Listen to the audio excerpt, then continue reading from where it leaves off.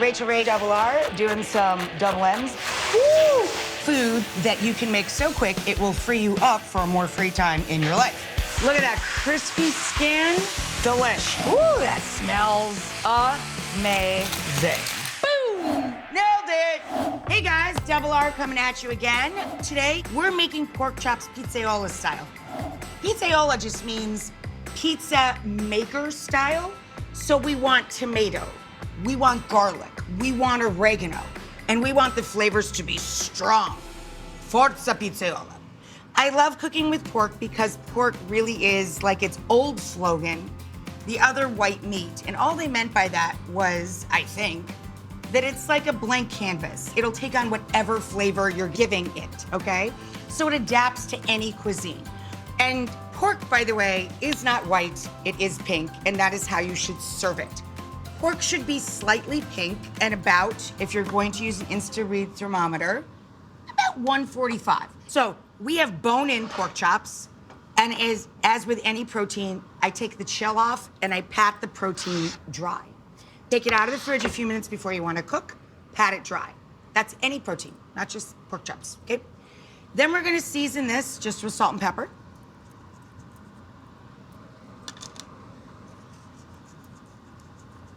I use kosher salt on proteins. It makes a nice crust on the meat. I also have the oven preheating. My oven sadly does not have a broiler. But it does go very high, over 500 degrees. So I have the rack at middle oven. If you have a broiler, you can set your broiler on high. But regardless, you want to put the rack in the center of the oven, and we're gonna blister tomatoes. They'll work naked. I like to cheat a little bit, help them along, give it a tiny spray, little bit of olive oil, and I season every layer.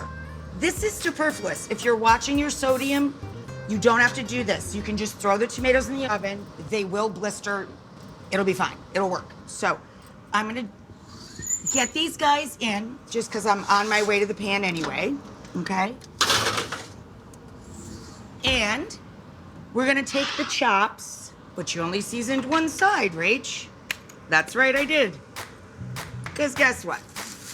Once we put them into the pan, we can season the other side. Put the seasoned side down. And do not move proteins.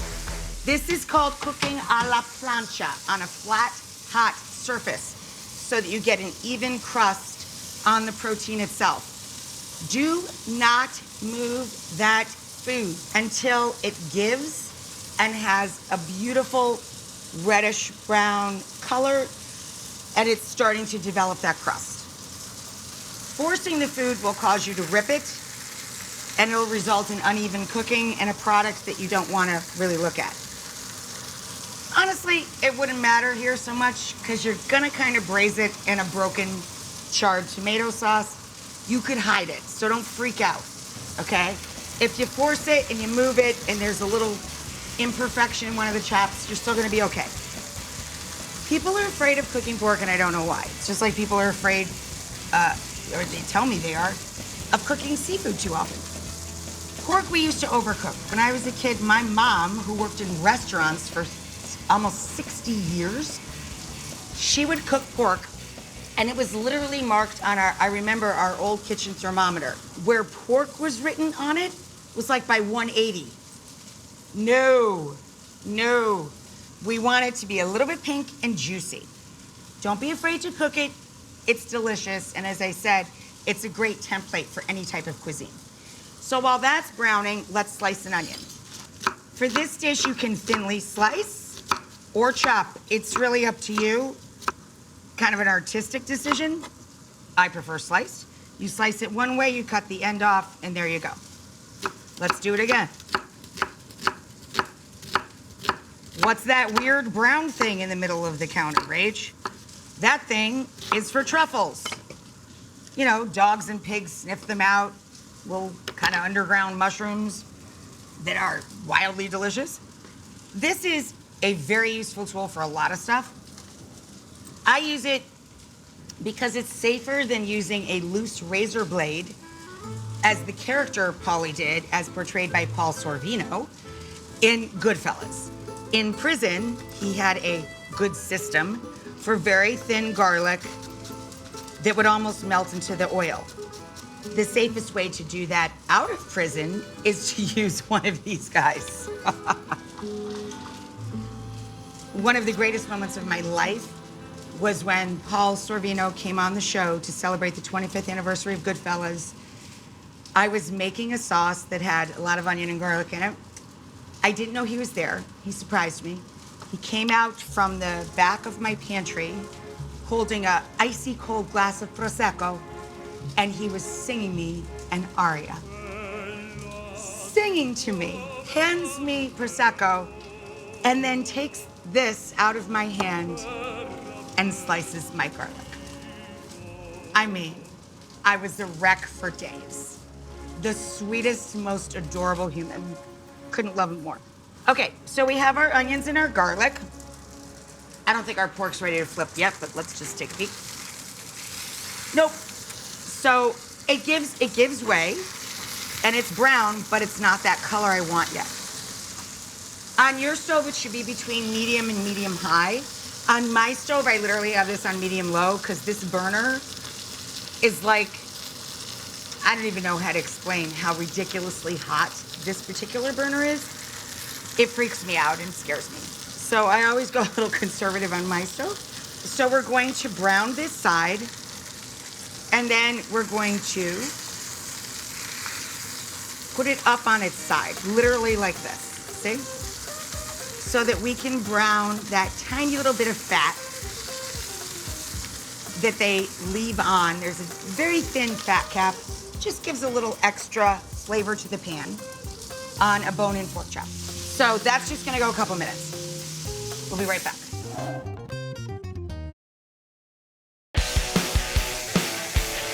3, 2, 1, and go ahead, Rachael.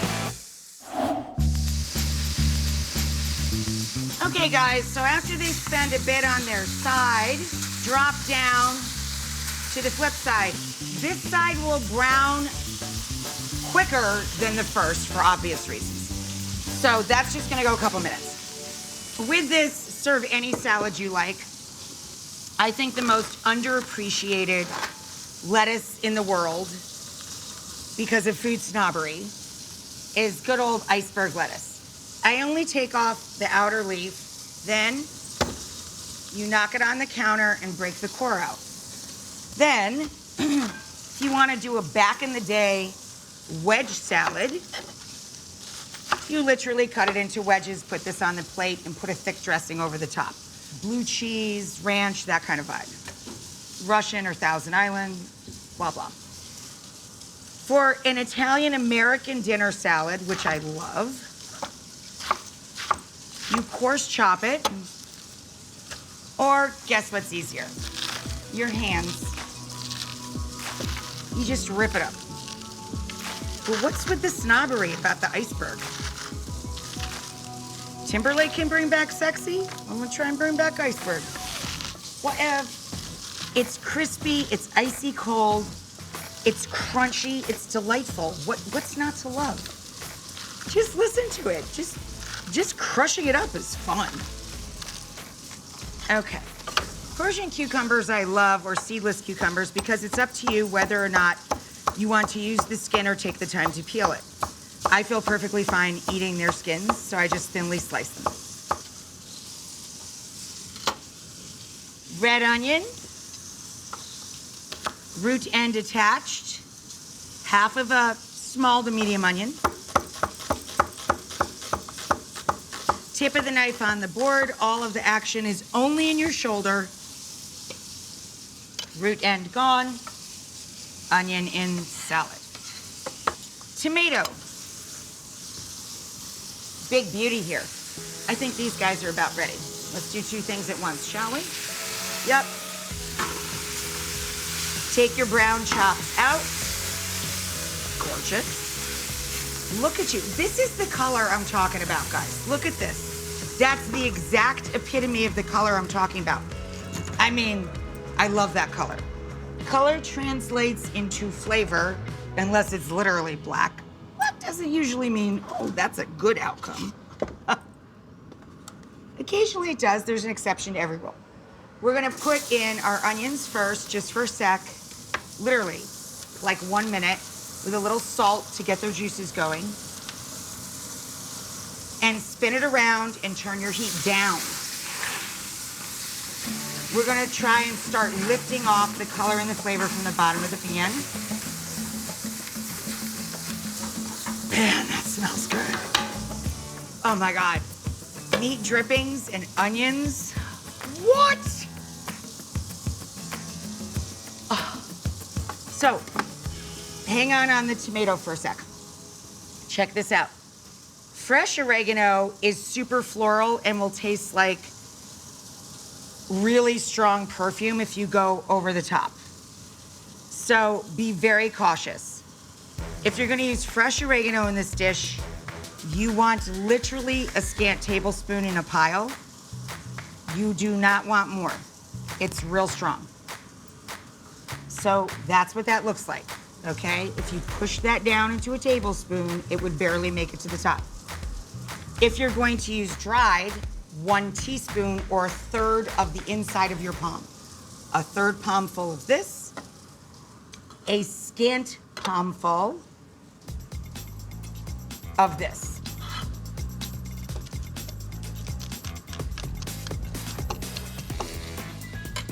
Gather with the back of your knife if you don't have your food mover. I'm gonna use the food mover for the garlic. Throw that in. We'll continue on when we come back. Nothing else to do, really. Here we are. Back in now. Throw in your garlic.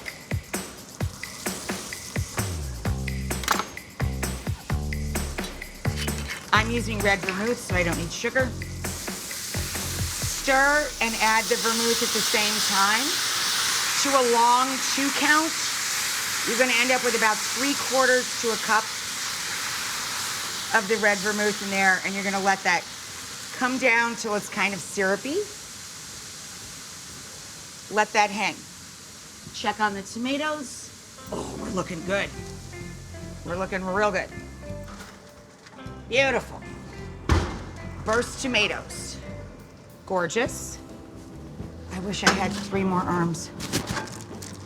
That'd be kind of creepy though, right? You probably wouldn't watch if I had 5 arms. Not even an octopus. I love octopus. Okay, here we go. Into a giant bowl we go.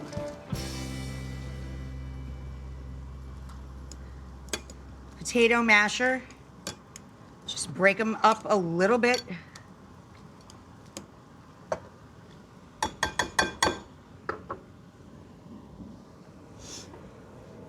Add it to the skillet. Take a little handful of basil, which you should keep at room temperature on your counter. Basil does not like the fridge. It bitters it and blackens the leaves. Keep it like flowers on the counter. Change the water occasionally and keep a plastic bag over it at night. It makes like a little greenhouse for it. A little basil goes in.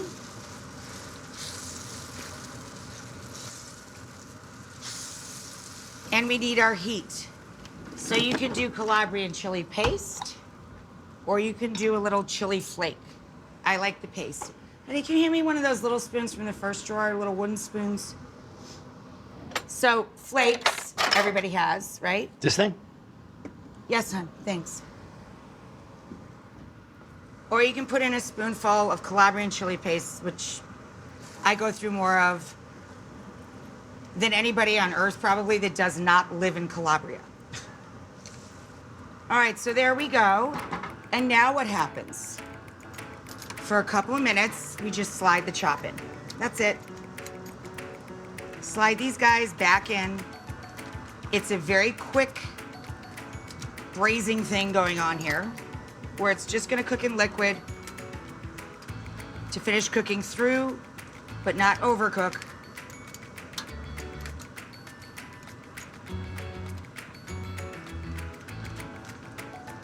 All of the natural juices from your holding tray go in as well. and you just let that thicken a little bit. That is a saucy, glorious, delicious thing. Honey, I think we have some leftover ciabatta in the pantry. Can you grab it? And if so, use the bread knife by the panini station, cut it in half, and we'll char it since the oven's still nice and hot. I can't let all of that extra deliciousness go to waste. Okay, so anyway, back to the salad. Let's turn this off so you can hear better. So we're gonna take a paring knife, choke up on the back so you have more control over it, and cut the core out of the tomato. Boop. This tomato is huge. This fella can definitely do 2 salads. So I'm gonna leave a little of him back here. I'll wrap him up, take care of him in a bit. We're gonna do half a tomato, thinly sliced in our Italian-American iceberg salad here. And I keep dressing separate from salad. So I keep all of my greens washed and ready to go. But even if I literally made this base, I could put this in the fridge, covered, keep the dressing on the side, and just take out portions as you want to serve it. Otherwise, you know what happens? You throw away a lot of produce. You've been down this road, right? We have so many people here behind the cameras, which is how you're seeing me. I'm going to go ahead and dress this whole salad, but I never do that. I always keep the dressing separate. I have a couple bottles in the fridge right now in various places. Hope You want I can this to find split, any one of split them. down in half? Like this? Yeah, like that. And then you can char it because you know I burn the bread. Where's the full one? Is the dressing on that cart, honey? Where's the full one? I just made a full one this morning. I put it in a really smart place where I thought, oh wow, I'll easily find it there. Look at what's not happening. Oh, how about on the counter? By the way, Mitchell, the person that's behind the camera that you're looking at me through, he just pointed like that after I grabbed it. Heads up, you have vocal cords, tell me. Now let's just see how long it takes her. We'll be right back.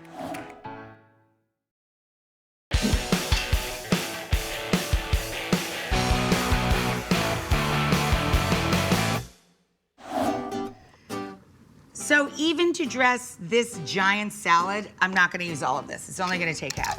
And this is just oil and vinegar and dried Italian spices, basically, and a little garlic powder.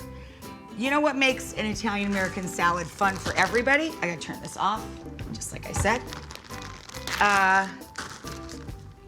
Well, adding the tomatoes, of course, makes it delightful and sweet and bright. But what else makes it fun? Oh, I don't know, crouton. When I have some stale bread, I always do. I have it in my freezer, I have it everywhere in my house. I make crouton with half olive oil, half butter, crushed garlic, a little bit of grated cheese of any kind, and I toast it in the oven. So there's our Italian-American salad. Tiny bit of parsley to go on top of the dish. Him in the drawer. Garlic, I'm sure I'll use again later. Oh my God. I don't know the exact weight of a fairly small child, but I think it's pretty close to this. Okay, and then we're going to take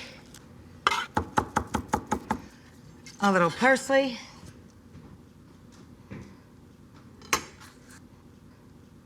Uncheck the bread, will ya?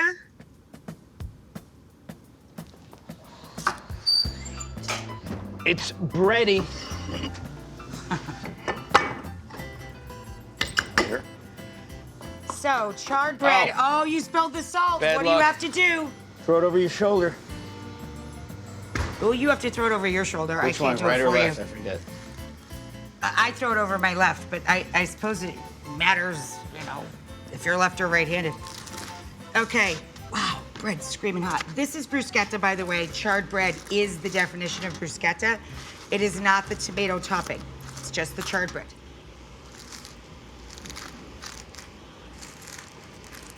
And we're rubbing each side of our stale bread with the cut garlic, olive oil, whoops, laundry room for you, olive oil, flaky salt, which we spilled a little earlier, but now it's coming in handy. And then, in my family, we always fought over this. Who was gonna get the last piece of mopping bread? And then you go around the edges. And scarpetta is the heel of the bread that you would mop the plate with. So you have a fork, a knife, a spoon, and the bread. And there are pork chops pizzaiola. Let me lift one up a little bit with the tongs here so you can see them kind of peeking out at you with the beautiful crown of charred bread and the Italian-American salad, old school style, with a sweet dressing. I put a little sugar in that dressing and vinegar, and as I said, dried Italian herbs, olive oil, of course, but there you go. How quick was that?